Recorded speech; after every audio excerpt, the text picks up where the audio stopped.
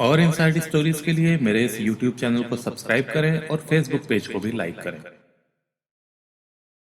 बच्चों के साथ यौन शोषण के केसेस में हमारे देश का एक शर्मनाक रिकॉर्ड रहा है और गौर करने वाली बात यह है कि ज़्यादातर ये शोषण करने वाले लोग विक्टिम के जानने वाले होते हैं, जैसे कि रिश्तेदार, पड़ोसी या फिर स्कूल या घर का कोई कर्मचारी। नेशनल क्राइम रिकॉर्ड ब्यूरो की एक लेटेस्ट 2017 की रिपोर्ट के अनुसार 2014 से लेकर 2017 तक बच्चों के खिलाफ अपराधों में लगातार वृद्धि हुई है।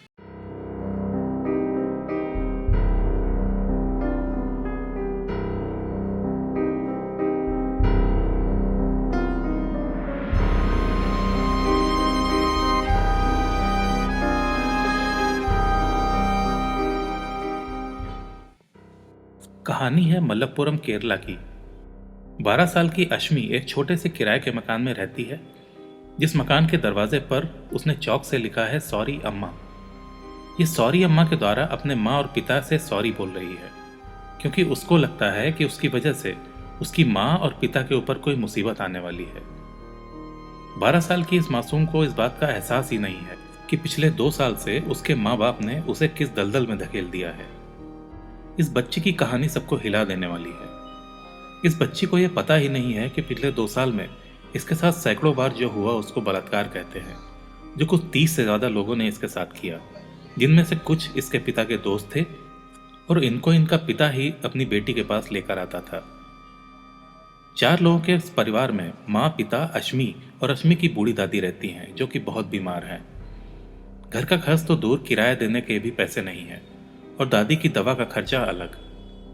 पिता बेरोजगार है और माँ एक लापरवाह औरत है। ऐसे में घर का सारा खर्च चले तो कैसे चले।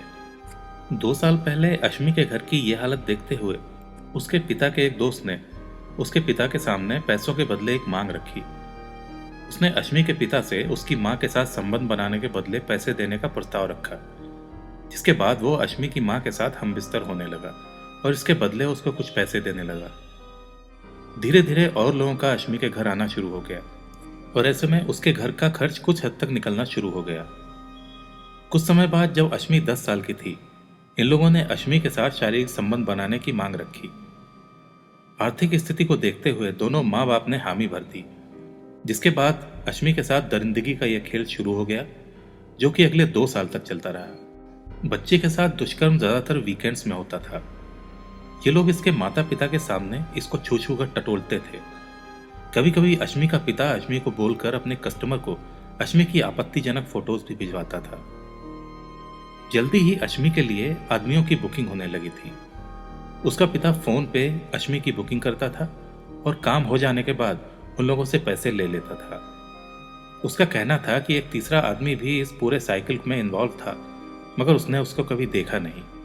अश्मी के पड़ोसियों का कहना है कि उसको अश्मी के घर इतने लोगों का आना जाना कुछ अजीब सा लगता था, मगर उन लोगों ने कभी भी इस मामले में हस्तक्षेप करने का नहीं सोचा, क्योंकि उनको अपने बच्चों की चिंता थी।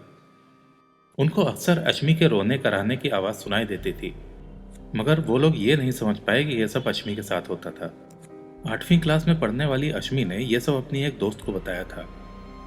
अश्मी का स्कूल उसके घर से कुछ आधे किलोमीटर की दूरी पर है और उसके बाकी दोस्तों का कहना है कि वो स्कूल में अकेले ही समय बिताती थी।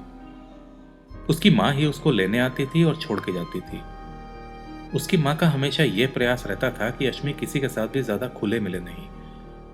वो अक्सर छुट्टी पर भी रहती थी, क्योंकि इतने ज्यादा शोषण की वजह से उसका स्वास्थ्य खराब रहता। अश्मी भी अपनी मर्जी से किसी को कुछ नहीं बताती थी, क्योंकि उसको ये डर था कि अगर ये बात खुली तो उसके घर में उसके द्वारा होने वाली आमदनी रुक जाएगी, जिससे कि उसके ऊपर आर्थिक संकट फिर से हावी होने लगेगा।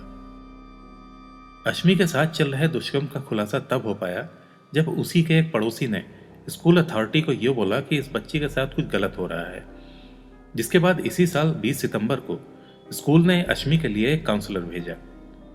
काउंसलर को वो ये सब बताते हुए पूरी तरह से रोने लगी। उसने बताया कि उसकी दादी बीमार है और पिता बेरोजगार, जिसकी वजह से उसके घर में पैसों की बहुत दिक्कत है। घर का किराया देना भी एक बड़ा चैलेंज है। जब काउंसलर उसको उसके घर से ले जा रहे थे, तभी उसने घर के एक दरवाजे पर लिखा था सॉरी अम्मा। उसको लग रहा था कि उसकी वजह से अगर उसके पिता को जेल हो तो घर की हालत और खराब हो जाएगी। अश्मी काउंसलर के साथ स्कूल के ऊपरी फ्लोर पर बयान दे रही थी, जबकि उसकी माँ नीचे पेरेंट टीचर मीटिंग अटेंड कर रही थी। उसने बताया कि इसी साल उसके पीरियड 3 महीने के लिए मिस हो गए थे, जिसकी वजह से उसके माता पिता बुरी तरह से घबरा गए थे। वो उसको लेकर डॉक्टर के पास गए थे, जहां पर उसका अल्ट्रासाउंड भी हुआ था और डॉक्टर ने उसको कुछ दवाई भी दी थी। ये counsellor Kerala public education department में काम करती हैं और इनका कहना है कि बच्ची को ये अंदाज़ा ही नहीं है कि उसके साथ पिछले 2 साल जो होता रहा है उसे दुष्कर्म कहते हैं। अश्मी के इस सारे बयान के बाद उन्होंने चाइल्ड वेलफेयर ऑफिसर को बुला लिया था, जो कि अश्मी को शेल्टर होम ले जाने लगे। तभी उसकी माँ भी आ गई, जिसने अश्मी को कार में बैठते हुए देखा तो चिल्ला पड़ी कि वो लोग उसकी मंजूरी के बिना उसकी बेटी को कहाँ ले जा रहे हैं। काउंसलर ने जब ये बोला कि अश्मी को कुछ समस्या हो रही है और उसकी काउंसलिंग ज़रूरी है, तो वो बोली कि मेरी परमिशन के बिना तुम अश्मी को काउंसलिंग के लिए कैसे ले जा सकते हो। अश्मी अभी भी उसी शेल्टर होम में है और 3 लड़कियों के साथ है। ये 3 लड़कियां भी शारीरिक शोषण का शिकार रही हैं। मजिस्ट्रेट के सामने अश्मी के स्टेटमेंट को रिकॉर्ड करवा दिया गया था और उसके बाद हुए मेडिकल एग्जामिनेशन में यह भी कंफर्म हुआ था कि अश्मी के साथ लगातार लंबे समय तक दुष्कर्म होता रहा है। पुलिस ने सारे खुलासे के बाद अश्मी के माता पिता के अलावा 2 और लोगों को अरेस्ट किया था, जिनका नाम है अशरफ और शायजू। इनके अलावा 2 और लोगों को पॉस्को एक्ट के अंतर्गत गिरफ्तार किया गया था। पुलिस को 5 और लोगों की तलाश है और उन्होंने अश्मी के बयान के आधार पर 25 और लोगों की लिस्ट बनाई है, जिनकी तलाश जारी है।